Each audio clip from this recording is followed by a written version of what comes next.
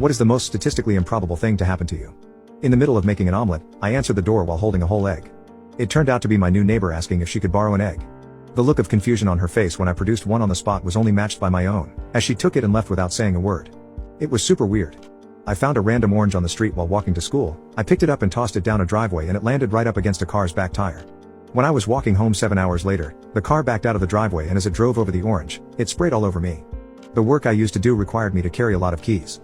At the end of my shift every day I would go to hang up my keys on a cup hook, but as I entered the room, I would toss them over to the board with the hooks, trying to get them to land on the hook. And every day the keys would miss and fall to the floor. I would retrieve them and hang them and sit and do my paperwork. One day, at the end of my shift, I was a bit later than usual and the supervisors were in the room. Again I tossed my keys and they hooked.